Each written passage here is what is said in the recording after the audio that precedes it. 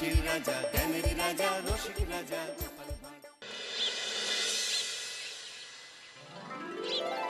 সত্যি এই বছর আমাদের কৃষ্ণনগরে ঠাকুর মুখ তুলে চেয়েছেন। হ্যাঁ মহারাজ, ধান একেবারে পরিপূর্ণ হয়েছে। তা কবে ধান কাটা হবে পুটির বাবা?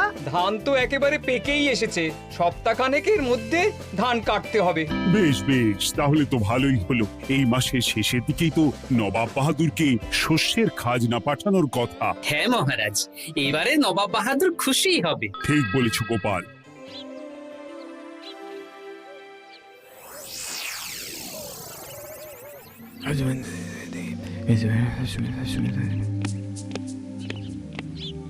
প্রণাম খাম্বাজরাজ। ওই তো কৃষ্ণনগরের মন্ত্রী চলে এসেছে। ও, এর কথাই তুমি বলেছিলে? হ্যাঁ, ওই রাজ্যের সব খবরাখবর আমায় দেয়। ইনি কে? ইনি হলেন জমিদার কেশকান্ত বর্মন, আমার রাজ্যেরই দক্ষিণ পশ্চিম গ্রামের জমিদার, আমার প্রিয় বন্ধু। নামটা বেশ অন্যরকম, কেশকান্ত। আসলে ওদের বংশ পরম্পরায় সকলের উন্নত ঘন কেশ আছে, তাই ওদের পরিবারের সবারও নামে একটা করে কেশ আছে। আমি খাম্বাজ রাজের সৌমিত্র এবং সুপরামর্শদাতা। কিছুদিন আগে আমার মাথায় খুব খুশকি হচ্ছিল, মাথার চুল পাতলা হয়ে আসছিল। কিন্তু আমার পরামর্শে একটা তেল মাখতেই মহারাজের মাথার চুল এখন ঘন হয়ে উঠেছে, আর কোনো সমস্যা নেই। বাবা বাবা, ভালো ভালো ভালো। এবার তাহলে কাজের কথাটা বলে দিন। এবারে তো শুনলাম তোমাদের রাজ্যে অনেক ধান উৎপাদন হয়েছে, তাই স্বাভাবিকভাবে নবাব বাহাদুরের কাছে রাজস্ব অনেক বেশি দেবে, কি তাই তো? হ্যাঁ, এবারে রাজস্ব দানে কৃষ্ণনগরই প্রথম হবে। না, তা হবে না। নবাবের কাছে অত ধান পৌঁছবে না, এমনকি কৃষ্ণচন্দ্রের কাছেই চাষিরা বেশি ধান রাজস্ব দিতে পারবে না। সেটা কি করে হয়? পাকা ধানে মই দিতে হবে। বললাম না, ও আমার সুপরামর্শদাতা। হ্যাঁ, আমার মন্ত্রীকে বাণিজ্যের কাজে বাইরে পাঠিয়েছি কিছুদিন, তাই কেশকান্ত মাঝে মধ্যেই আমার কাছে আসে, গল্পগুজব করে আর সুপরামর্শ দেয়। কিন্তু আমি কি করব? তুমি রাতের অন্ধকারে চাষিদের ধান জমিতে পাকা ধানে মই দিয়ে দাও, এমন ভাবে কাজটা করবে যাতে কাকপক্ষীতেও টের না পায়। আর তাতে আমার লাভ? প্রত্যেক বছর নবাব রাজস্ব দানে বিজয়ীকে 3000 মোহর দেয়, আমি তোমাকে তার থেকে 1000 মোহর উপহার দেব। 1000 মোহর? হ্যাঁ হ্যাঁ, যাও যাও যাও, কাজটা শুরু করে দাও। আচ্ছা।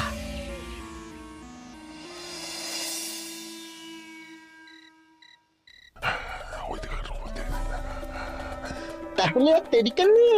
মন্ত্রী মশাইয়ের কথা মতো কাজ শুরু কর। হ্যাঁ হ্যাঁ, চল।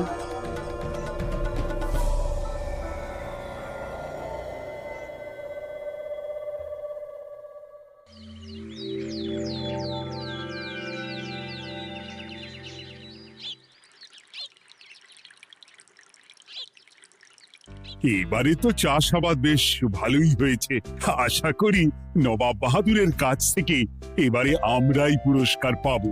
হ্যাঁ মহারাজ, সারা বাংলায় কৃষ্ণনগরের মতো উৎপাদন এই বছরে কোথাও হয়নি।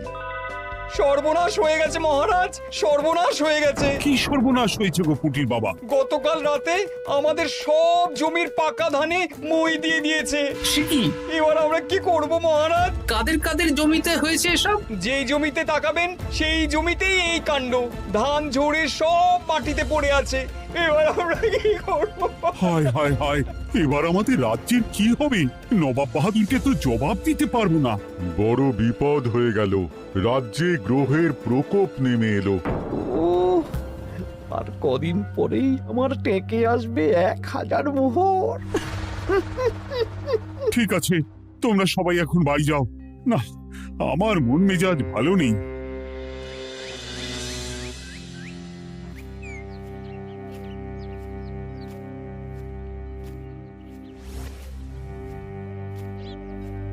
ওগো, তুমি শুনেছো কি হয়েছে? পুটির মা হাউ হাউ করে কাঁদছিল গো।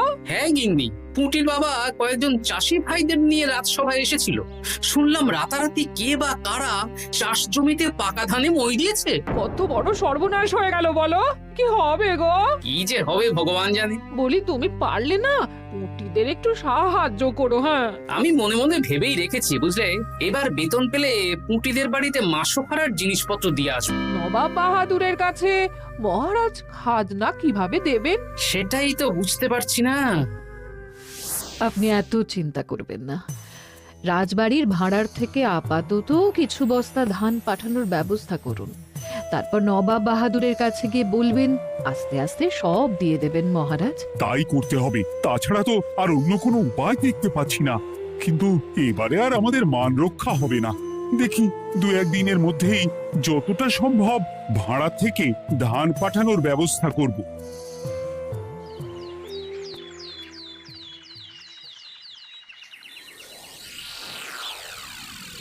এই বছর 10,000 বস্তা ধান রাজস্ব এসেছে খাম্বাজ রাজ্য থেকে, 7,000 বস্তা ধান এসেছে বর্ধমান রাজ্য থেকে, আর মাত্র 100 বস্তা এসেছে কৃষ্ণনগর থেকে। তাই এই বছরের বিজয়ী রাজ্য হচ্ছে খাম্বাজ রাজ্য। খাম্বাজ রাজ্যের রাজার হাতে 3,000 মোহর উপহার হিসেবে তুলে দিচ্ছেন। আর কৃষ্ণচন্দ্র, তোমার রাজ্যের এরকম হাল কেন? এবারে আমাদের সমস্ত রাজ্যের পাকা ধানে কেউ বা কারা মই দিয়ে দিয়েছে। সেসব তোমার মাথা ব্যথা। আমার ধান কোথায়? 100 বস্তা ধান রাজস্ব, কম করে 800 বস্তা ধান রাজস্ব দেওয়ার কথা, কিন্তু তুমি তোমার কথার খেলাপ করেছো। এই বছর আমি নিরুপায় জাহাপানা। আমিও নিরুপায়। হয় তুমি আগামী 1 সপ্তাহের মধ্যে আমাকে 5,000 মোহর দেবে, নইলে কৃষ্ণনগরের সিংহাসন থেকে সরে যাবে। এত বড় শাস্তি দেবেন না নবাব বাহাদুর। আপনি অন্তত মাস 6 সময় দিন, আবার ধান চাষ করিয়ে আপনাকে প্রাপ্য ধান দেওয়া হবে। বেশি কথা বলছো কৃষ্ণচন্দ্র। তুমি 5,000 নয়, 6,000 মোহর 1 সপ্তাহের মধ্যে দেবে। বেটা গোপাল বেশি পাকা, অত কথা বলতে কে বলেছিল? গোপাল, এটা তুমি কি করলে? হায় হায় হায়! সর্বনাশের সময় যখন ঘনিয়ে আসে তখন বিপদের ওপর বিপদ এভাবেই আসে। আমার পাওনা। আরে এখন না, তোমাকে পাঠিয়ে দেব। ওই দেখুন, খাম্বাজ রাজের সাথে কথা বলছি। এখন বেশি কথা বললে কৃষ্ণচন্দ্র আর গোপাল সন্দেহ করবে। চলুন তো দেখি ওখানে গিয়ে কি কথা বলছে। কি কথা বলছো মন্ত্রী? মন্ত্রী আমায় বিজয় অভিনন্দন জানাচ্ছিল। বিজয় অভিনন্দন তো উপহার পাওয়ার সময় জানাতে পারতেন মন্ত্রী মশাই। যাই হোক, আপনাকে তো ঠিক চিনতে পারছি না। আমার নাম কেশকান্ত, আমি খাম্বাজ রাজ্যের দক্ষিণ পশ্চিম গ্রামের জমিদার। কেশকান্ত আমার বিশেষ বন্ধু। আপনার কেশ নিয়ে বেশ ভাব দেখছি। হ্যাঁ, ওই কদিন আগে তো খাম্বাজ রাজের মাথার চুল পাতলা হয়ে আসছিল, খুশকি হচ্ছিল আর কি। তো ওনার পরামর্শে একটা তেল মেখেই তো খাম্বাজ রাজের আবার ঘন কালো চুল ফিরে এসেছে। কেশকান্ত জমিদার হতে পারে, কিন্তু ওর অর্থনৈতিক অবস্থা তাবর রাজাদের থেকে অনেক ভালো। কয়েক হাজার বিঘা জমির মালিকও, তার সাথে চুলের তেলের ব্যবসা করেও হাজার হাজার মোহর রোজগার করে। এই, এখন চুল নিয়ে চুলোচুলি না করে চলো কৃষ্ণনগরে ফিরি। এমনিতেই মন মেজাজ খারাপ, 1 সপ্তাহের মধ্যে আবার 6,000 মোহর জোগাড় করতে হবে। হ্যাঁ, চলুন চলুন।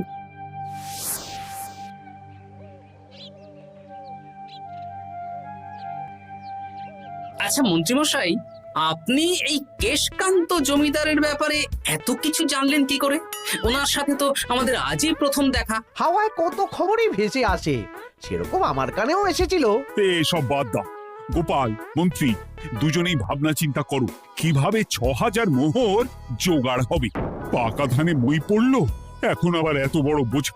আমার কাছেও মহারাজ বেশি অর্থ নেই, সব মিলিয়ে মিশিয়ে ওই 150 থেকে 200 মোহর মতো আছে বাড়িতে। যদি বেশি থাকতো আমি আপনাকে নিশ্চয়ই সাহায্য করতাম মহারাজ। তাও করতেন কিনা সন্দেহ। তুমি চুপ করো। মন্ত্রী মশাই ওই লোকটাকে জানলো কি করে? এই লোকটাকে তো আগে দেখারই কথা না। না, ব্যাপারটা নিয়ে ভাবতে হবে। চলুন চলুন।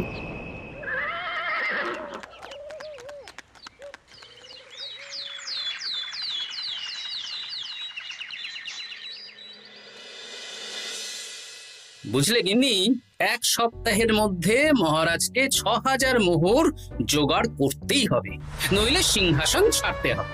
এখন কিন্তু আমাদের উচিত মহারাজের পাশে দাঁড়ানো। কিছু ভেবেছো কি? আপাতত আমার বিয়েতে পাওয়া আংটি বন্ধক রাখবো, আর তুমি যদি... হ্যাঁ হ্যাঁ, আমার যে দুটো গয়নাগাটি আছে ওগুলো বন্ধক রাখো, পরে আস্তে আস্তে ছাড়িয়ে নেবো খন। দেখি, বাকি সভাসদদেরকেও বলবো, যে যতটা পারে, তারপর ভগবানই ভরসা।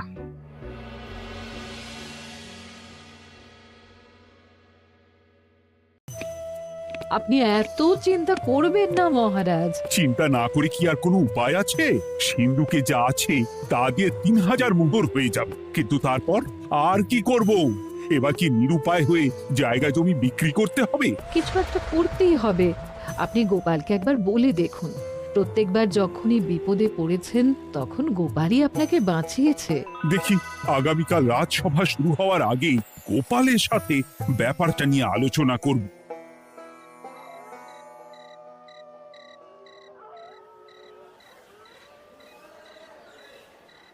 এই যে শেখরা, কি করছো? এই তো, বলুন। শোনো, আমার গিন্নির জন্য একটা হীরের হার বানাতে হবে, ওই 1000 মোহরের মধ্যে। 1000 মোহরে তো হীরের নাক, কান, গলা, হাত, পা সব গয়না, এই সব গয়না হয়ে যাবে মন্ত্রীমশাই। তাহলে বানাও, এই নাও 1000 মোহর।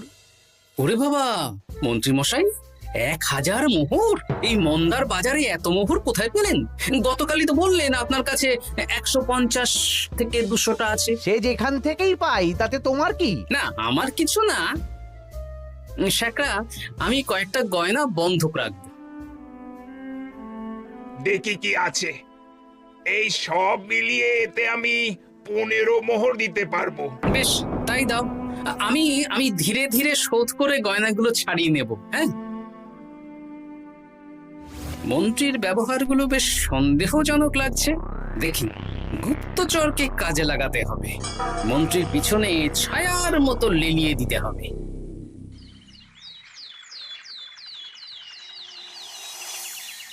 মহারাজ, আমি চেষ্টা করছি আপনার এই মোহর কিভাবে জোগাড় করা যায়, আপ্রাণ চেষ্টা করছি। দেখো, আমি 3000 মোহর পারবো, কিন্তু তার বেশি হলে জায়গা জমি বেচতে হবে, হাতে যে বেশি দিন সময়ও নেই। আচ্ছা মহারাজ, দেখছি। তবে মন্ত্রীমশাই চাইলেই আপনাকে 1000 মোহর দিয়ে সাহায্য করতে পারতেন, কিন্তু উনি তা না দিয়ে ওনার গিন্নির গয়না বানাচ্ছেন, হীরের গয়না। কি, মন্ত্রী তো কালকেই বলল ওর কাছে 150 থেকে 200 মোহর আছে মাত্র, 1000 মোহর কোথা থেকে পেল? সে উনিই জানেন, তবে তার খবর খুব তাড়াতাড়ি আশা করি পেয়ে যাব মহারাজ।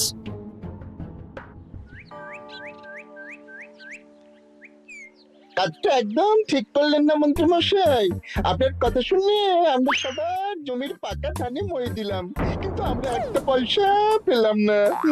আপনি যে এই কাজ করার জন্য খাম্বাজ রাজার কাছ থেকে ওই 1000 মোহর উপহার পেলেন, সেটা দিয়ে গিন্নির গয়না বানাতে দিলেন, কিন্তু আমাদের বেলায় লবডঙ্কা। তোদেরকেও দেবো, একটু সবুর কর, আগে গিন্নির মাথাটা ঠান্ডা করি। না না, আমাদের এক্ষুনি চাই।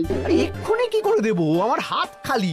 আচ্ছা আচ্ছা, ঠিক আছে, এই নে 2 মোহর ধর, 2 ভাই ভাগ করে নে, পরে আরো দেবো। এটা কিন্তু ঠিক না। এসব আলোচনা খোলামেলা জায়গায় করা উচিত না। উফ, পরে তোদের সাথে কথা বলবো, এখন যেতে দে, বাজার করব, তারপর আবার রাজসভা আছে।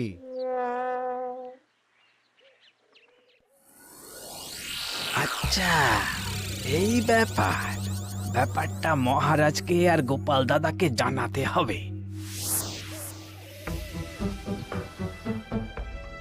গোপাল দাদা, মহারাজ আসল খবর পেয়ে গেছি। কি খবর? আমি একটু আগে শুনলাম। কাজটা একদম ঠিক করলেন না মন্ত্রী মশাই। আপনার কথা শুনে আমরা সবার জমির পাকা ধানে মই দিলাম, কিন্তু আমরা একটা পয়সা পেলাম না। তোদেরকেও দেবো, একটু সবুর কর। মন্ত্রী, আমি না তোমাকে বেরেই ফেলবো। মহারাজ, মন্ত্রী মশাই এখানে গৌণ, উনি অর্থের লোভে এসব করেছেন, আর ওনাকে দিয়ে করিয়েছেন খাম্বাজ রাজ। হ্যাঁ, যাতে এবারে বিজয়ী হতে পারেন। তাই আপনি এই খবর 5 কান করবেন না মহারাজ। আমি খাম্বাজ রাজ আর ওই কেশকান্তর কাছ থেকে ক্ষতিপূরণ ঠিক আদায় করে আনব। কিন্তু কিভাবে? শুনুন তাহলে।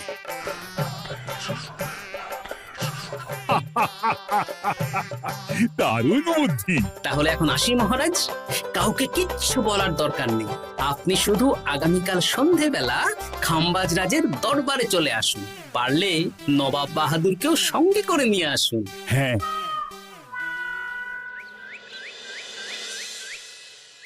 প্রণাম খাম্বাজ রাজ। কে আপনি?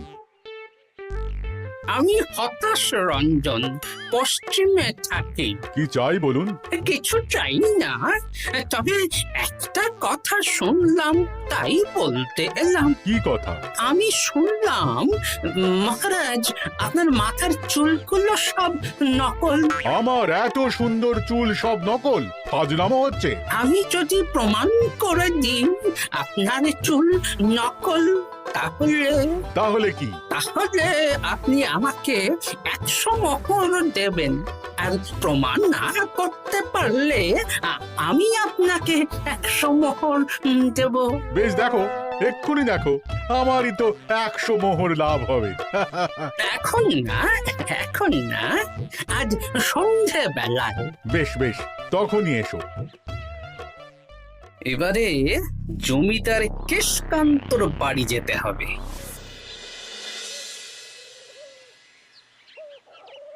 জমিদার মশাই বাড়ি আছেন? কে মশাই আপনি? আমি হতাশ রঞ্জন, পশ্চিমে থাকি। আমি বিশাল ক্ষমতাশালী লোক। কিসের ক্ষমতা? আমি রাজরাজাদের মারধর করি, চুল ধরে টানি, শাস্তি দিই। এসব কি উল্টো পাল্টা বলছেন? খাম্বাজ রাজ আপনার বন্ধু না? হ্যাঁ, প্রিয় বন্ধু। ওনাকেও আমি আপনার সামনে চুল ধরে টানবো, কিন্তু উনি কিচ্ছু করতে পারবেন না। উনি আপনাকে শুলে চড়াবেন। কিছুই করতে পারবেন না, বললাম না আমি বিশাল ক্ষমতাশালী লোক। বিশ্বাস হচ্ছে না তো? তাহলে বাজি ধরুন, 10,000 মোহরের বাজি। 10,000 মোহরের বাজি? হ্যাঁ, আজ আমি খাম্বাজ রাজের রাজবাড়ি যাব, আর আমার শক্তি প্রদর্শন করব। ওনার চুল ধরে টানা হেঁচড়া করব, ওনাকে আহত করব, কিন্তু উনি আমাকে কিছুই করতে পারবেন না। বেশ রাজি, বাজি 10,100 মোহর দিতে পারবেন তো? হ্যাঁ, আমি বাজি হারলে আপনাকে দেব 10,100 মোহর। দরকার হলে ওই কাগজে কলমে লিখিত পরিত করে নিন। বেশ, তাহলে তাই হোক। কিন্তু হ্যাঁ, একটা কথা, আমি শক্তি প্রদর্শন করার আগে থেকে প্রক্রিয়া চলাকালীন সময় পর্যন্ত আপনি খাম্বাজ রাজের সাথে কোনো কথা বলতে পারবেন না। বেশ বেশ।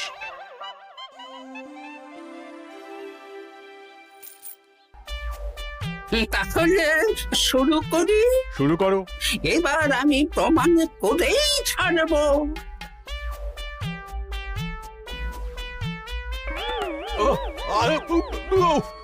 লাগছে লাগছে, বাবারে, লাগছে এই সেরেছে। লাগছে, এ তো সত্যি সত্যি চুল ধরে টানছে। লাগছে লাগছে, বাবারে, বাবা। ওরে বাবা রে বাবা, কি শক্ত!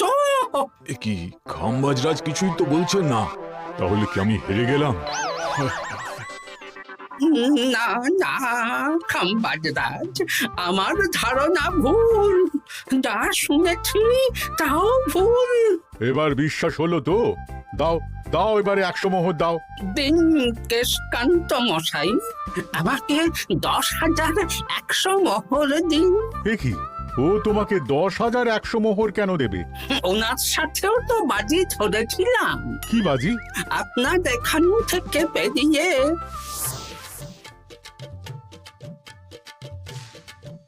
এবারে দিন তো দেখি, সব কাগজ কলমে লেখা আছে। এই নাও। হায় হায় হায় হায়।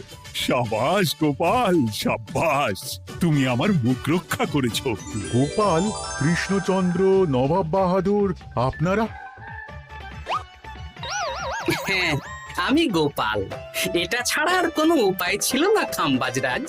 আপনি আমাদের মন্ত্রীর মাথা খেয়ে যে জঘন্য কাজটা করিয়েছেন সেটা তো আর প্রমাণ করতে পারতাম না, তাই ছলে বলে কৌশলে আপনার প্রিয় বন্ধুর কাছ থেকে আদায় করে নিলাম। হ্যাঁ নয়, হ্যাঁ।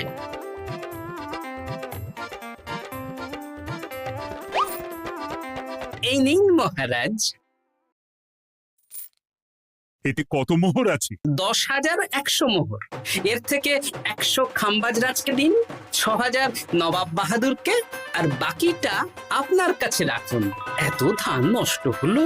কৃষ্ণচন্দ্র আমাকে সবটা বলেছে, আর ওর মন্ত্রীকেও নিয়ে এসেছি। ধোলাই খেয়েই সব বলে দিয়েছে। এই কে আছো? কৃষ্ণনগরে মন্ত্রীকে নিয়ে এসো।